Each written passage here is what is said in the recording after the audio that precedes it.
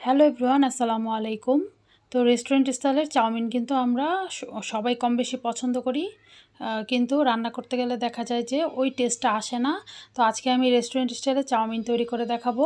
আশা করব আজকের রেসিপিটি আপনাদের কাছে ভালো লাগবে। তো ভালো লাগলে প্লিজ আমার চ্যানেলটা সাবস্ক্রাইব করে আমার পাশেই থাকবেন। তো চলুন রেসিপিটি শুরু করি। এখানে আমি কিছু চাউমিন সিদ্ধ করে নিচ্ছি আগেই। তো পানিতে দিয়ে দিয়েছি লবণ এবং 2 টেবিল চামচের মতো সয়াবিন তেল। এখন আমি মোটামুটি 5 থেকে 6 মিনিটের মতো চাউমিনটা সিদ্ধ করে নিয়েছি। তো আমি এখানে মোটা ধরনের নুডলসটা নিয়েছি।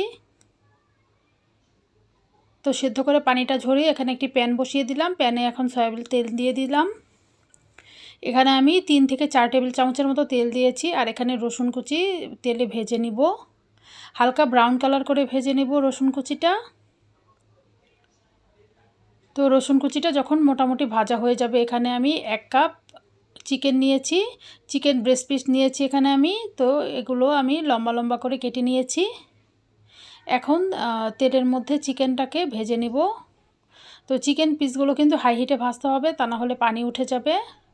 তো আমি এখানে আমার পছন্দ মতো একটু হলুদ, মরিচ এবং ধনিয়া গুঁড়া দিয়ে দিলাম। আপনারা না চাইলে নাও দিতে পারেন। তো স্বাদ মতো লবণ দিয়েছিলাম। যখন চিকেনটা ভাজা হয়ে যাবে, তেলটা উপরে উঠে আসবে, তখন আমি এর মধ্যে হাফ কাপ গাজর কুচি দিয়ে দিলাম।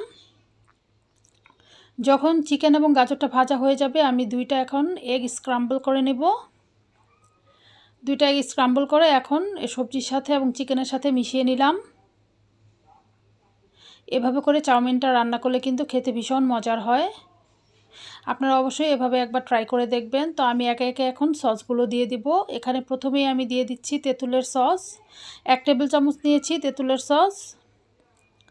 তারপরে নিয়েছি রেড চিলি সস। এখানে সুইট চিলি সসটা নিয়েছি আমি। আর নিয়েছি স্পাইসি টমেটো সস। তো সসগুলো এখন মিলিয়ে নিব আমি সবজির সাথে এবং চিকেনের সাথে। তো চাউমিন রান্না করার জন্য কিন্তু এই সসগুলো অবশ্যই লাগবে। তবে এই সসের যে দিতে হবে এমন কোনো কথা নেই, আপনাদের ঘরে যে সস আছে সেগুলোই দিতে পারেন। তো কয়েক আইটেমের সস দিয়ে যদি স্প্যাগেটিটা বা